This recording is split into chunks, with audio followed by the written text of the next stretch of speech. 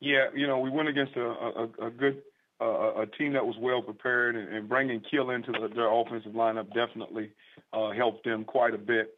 We could not finish, unfortunately. I thought the second half we came out with a lot more tempo, a lot more energy offensively, where we started to move the ball really, really well. But the first part of the game kind of was the same for both teams. We couldn't score touchdowns. Unfortunately for us, and fortunately for them, they scored a touchdown at the end. We could not.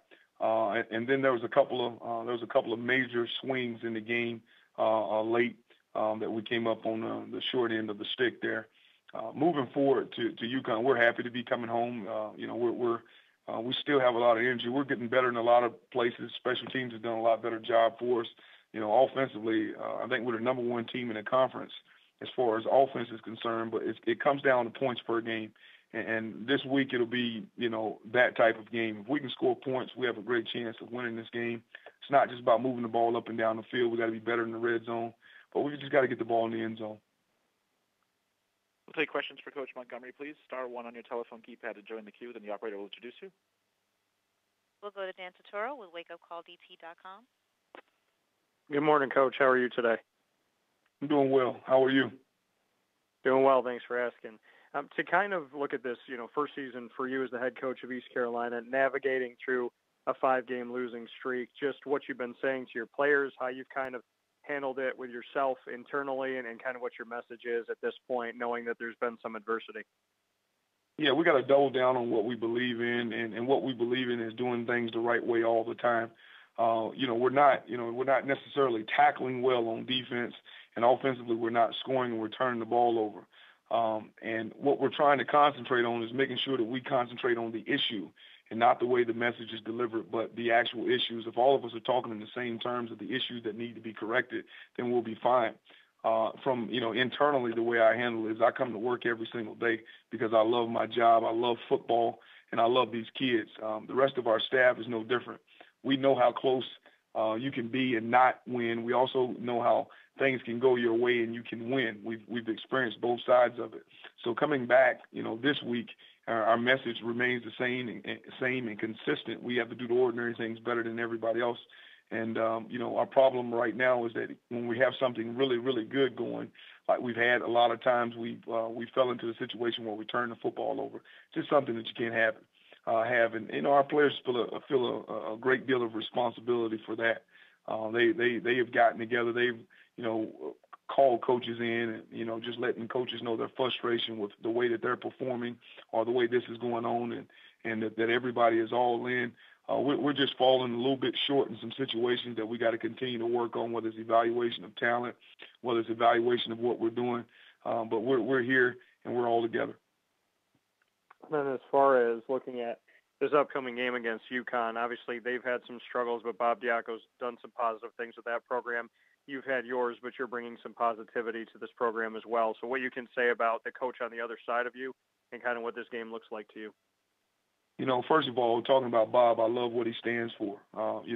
Every now and then you got to put your foot in the ground against some of the things that may come against your program or come, into the doors that other people will cover up. And you're able to cover it up for a couple of years or so, but eventually it will come out. So just knowing him and the people like Anthony Poindexter and Vincent Brown that he has on his staff that I would respect a heck of a lot. I know how hard it is to go out and compete every single day, and I'm looking forward to the challenge. I've always respected those guys and the way that they're trying to run the program, and the way that they compete, and the way that he communicates to his team, not only to his team, but as he communicates as the face of the program for UConn. So a lot of respect for those guys, and wish them a lot of luck. I just will, this weekend we'd like to be the lucky ones. Thanks, Coach. I appreciate it. We'll now go to Matt Shinvisky with This Is UConn Country. Hey, Coach. How are you? I'm doing well. How are you? Good. This is your first home game since the flooding that impacted the eastern part of your state, where I think it was 26 players had to actually evacuate their homes. What impact did that have on you, your team, and the surrounding community? Say again. I couldn't hear the last part of your question. Yeah, what impact did that experience have on you, your team, and the surrounding community? It was impactful. We thought our guys played with a tremendous amount of energy and enthusiasm. But it has an impact because there was the unknown. A lot of our guys haven't been through this situation. They didn't really understand why they had to evacuate. They didn't have a lot of people here didn't understand why this happened, and then all of a sudden it was on us. But as far as our team, we've been able to be around each other. I think that's been very helpful, especially when you're in the midst of a 5-game losing streak. Some of those games have been very tough on you physically, and then others, it came down to a point in time where you got a fumble here, interception here, where the finger pointing could start. And they haven't done that. And I think one of the reasons why they haven't done that is because we've experienced some things that bring you close no matter what you're doing. So it's had an impact. But our people are looking forward to come back into the stadium, and our guys are looking forward to get back to the stadium and playing as well. All right, thank you. And we'll go to Mike Anthony with the Hartford Current. Good morning, Coach. Good morning. How are you? I'm doing well, thank you. I'm just wondering what's been so key to Zay Jones being able to produce week in and week out, aside from his, on top of his talent, obviously, what he's done to be able to produce the way he is, and what kind of a challenge it can sometimes be for a high-profile player to continue to do that with defenses focusing on trying to take him out.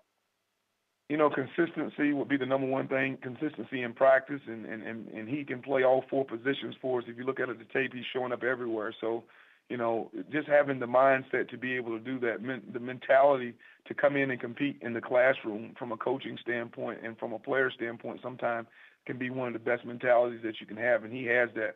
So, he doesn't miss a day. And when I say he doesn't miss a day, he doesn't miss a play, he doesn't miss a meeting, he doesn't miss a practice. And I'm not saying actually not be there, but everything that's being said there, he gets it. So he doesn't miss any time. And that's what makes him different. He comes in, he knows his job, he comes in and does his job, he leaves here, he's a consistent human. When you got consistent humans that are your best players, a lot of times they can consistently do it over and over again. And on the other side, Coach, Noel Thomas has been fantastic for UConn. I wonder if you could share some thoughts on what he brings. Yeah, what a great player. I mean, you throw it anywhere near him, and the ball is caught. I like his toughness. I think he's one of the toughest guys I've turned on the tape. He catches it in traffic. He comes out of tackle. Sometimes he runs for power. Sometimes he can juke you. They do a good job of finding him. He's also a sharp guy. He understands the zones and coverage. He also can use his speed. He has short space quickness. A really, really good player. I think he's around 75, 76, 77 catches or somewhere on the season. I can't really recall where he is, but somewhere in there I heard that about a week ago, and then added his catches from last week.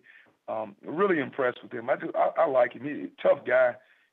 Really, those are the type of people you want on your team. Thanks a bunch, Coach.